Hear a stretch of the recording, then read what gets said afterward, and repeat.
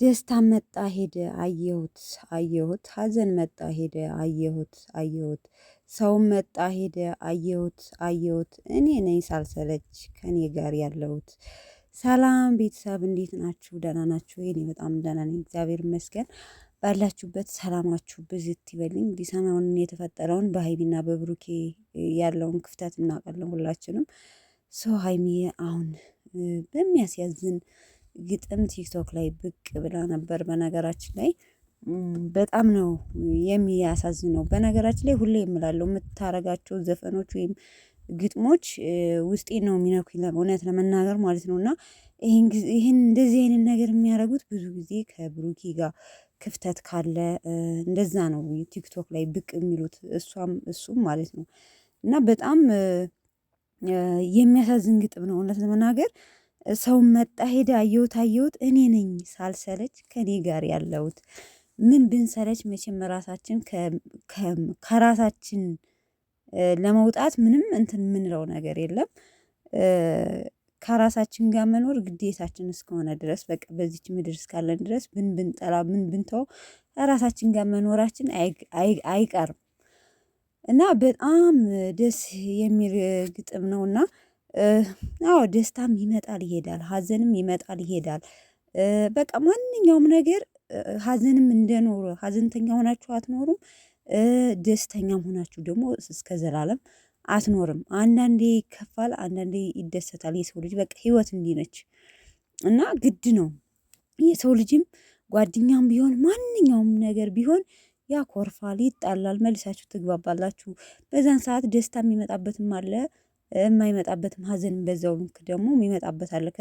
ከሰው ጋር ስንጋጭ የሚመጣው ሀዘን ነው። ከሰው ጋር ስንደሰት ወይም ፍቅር ስንሆን ከማንኛውም ነገር እንትን ስንሆን ደስተኞች ነው የምንሆነው አይደለ?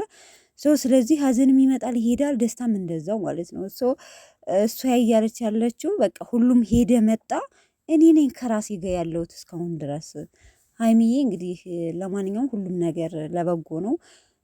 እኔ እንደራሴ ይህን ያህል ጠለቅ ያለ ጥል ምናምን ያላቸው አይመስለኝም። እውነት ለመናገር ፕራንክ ነው ብዬ ነው የምገምተው። እና ግን ማለት ተመልካችም ውስጡ እንዲያዝን ወይም አዲስ ነገር አለ ማለት ተመልካች የእነሱን ፍቅር በጣም ስለሚፈልግ ግጭት ሲፈጥሩ የተወሰነ የተሻለ እይታ እንዲኖረው አላቅም። ብቻ ግን እኔ ሀይሚና ብሩኬ ይለያያሉ ብዬ አልገምትም። እውነት ለመናገር እንደ ማንኛውም ዩቱበር ፕራንክ ለተመልካች ፕራንክ እንደሆነ ባያሳውቁም እነሱ ተመካክረው እየሰሩ ነው ብዬ ነው የምገምተው። እኔ እንጂ አላቅም ስላችሁ ያን ያህል እኔ ምን እንደምላችሁ አላቅም።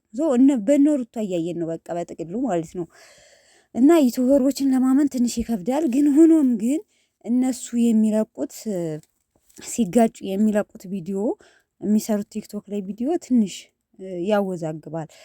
ከዚህን ደረጃ ለምን ያደርሳቸዋል? በተጣሉ ቁጥር ለምንድነው ቲክቶክ ላይ የሆነ እንደተጎዱ አድርገው ቪዲዮ የሚሰሩት? ትንሽ ይሄ ግራ ያጋባኛል እውነት ለመናገር።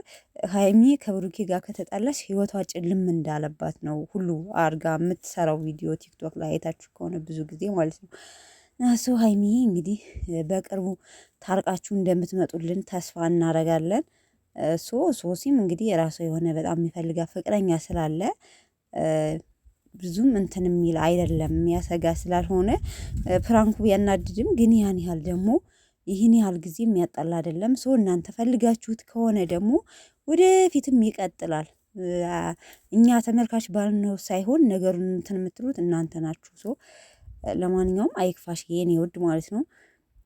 የሰው ልጅ ሁሌ የምላለው አልጋ ባልጋ ሆኖ አይኖርም። ምን በሀብት ቢኖራችሁ ሁሌ ደስተኛ ሆናችሁ አትኖርም። ግዴታ የምትከፉበት ቀን ይመጣል፣ የምትደሱበትም ቀን ይመጣል። እና ቤተሰቦች ነገሮችን ሁሉ ለበጎ ነው ተብሎ ካልታለፈ